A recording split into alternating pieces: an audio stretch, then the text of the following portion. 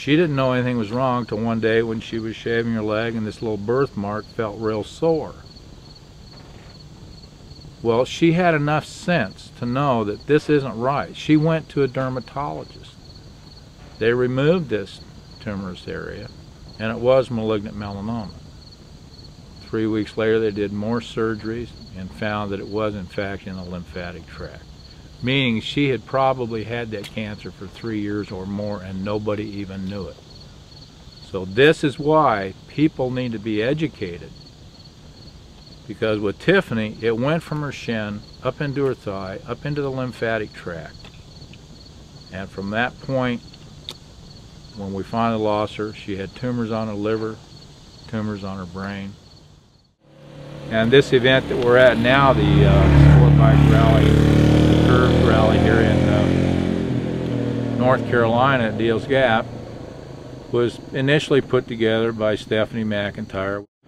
Originally, she asked if it would be okay to use the word sport bike girl to put these women's rallies together. And of course, I agreed heartily to that. I'm confident that individuals like Stephanie and Allison and these other people have put so much effort into putting these events together that this event's going to succeed, and it's going to continue year after year after year. Okay, basically after we lost Tiffany, as parents, we floundered around for a period of time, and ultimately I made the decision that I was just not going to let the world remember my daughter as just a statistic that lost her life to cancer. And I think, unfortunately, too many parents, and there are too many parents that are in the situation of losing children, whether it's to cancer or automobile accidents or whatever. So I made up my mind that I was going to go ahead and write a book. The purpose of the book was to encompass part of Tiffany's life from the perspective that she was a multi-talented young woman and had her entire future ahead of her at the age of 21 when she was diagnosed. We lost her at the age of 24.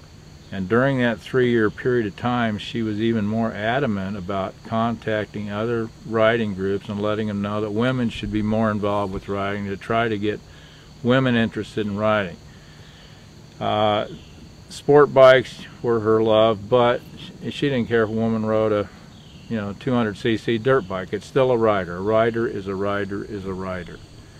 And of course, Tiffany was extremely determined that she was going to prove to the male species that, gals can get out there and ride. Now, the last 3 years of her life, she was dealing with chemo treatments and injections of a biochemical that was considered a form of chemo also, which made you extremely nauseous. It would be like you had the worst case of flu you ever had in your life times 100. But yet, when she would be so depressed and feel bad that she couldn't go to some of these riding events, she would at least go out and jump on her Honda and take a ride. And there were times when I had to help her on her Honda, and I had to question myself as a father, am I doing the right thing? Because I really don't want her to get hurt riding. But then when I turn around there, I say she's faced cancer, she's still with us, and all she wants to do is ride. So there were times I'd even help her on with her leathers, and there were times I'd help her hold the bike up while she got on. Now this was a period of time where her disease progressed not in a positive manner, but in a negative manner. Her physical condition was deteriorating, although it wasn't necessarily noticeable, because we didn't see much change for 2.5 years. And then after 2.5 years of the chemos, the surgeries, multiple surgeries, she did start to appear that, her skin was turning a little grayish color, and we thought this was as a result of, all the different forms of chemo that she'd been experiencing. During all this period of time, she made contacts literally worldwide with other female riders that would email her and say, because of your website, I really decided to tell my boyfriend I was going to ride my own bike. I wasn't going to sit on the seat behind him. Now, as bad as Tiffany felt physically, emotionally, each one of these emails was just basically like a supercharger or turbo kicking in for her mental attitude. She just perked up. Even though she felt terrible, she just perked up mentally and emotionally. And these emails still continue to this day. 5 years after we lost Tiffany, the emails still continue to this day of young women, middle-aged women, even women in their 60s saying, you know, I finally went out and bought a 250cc bike. I went through the Motorcycle Safety Foundation beginner's course.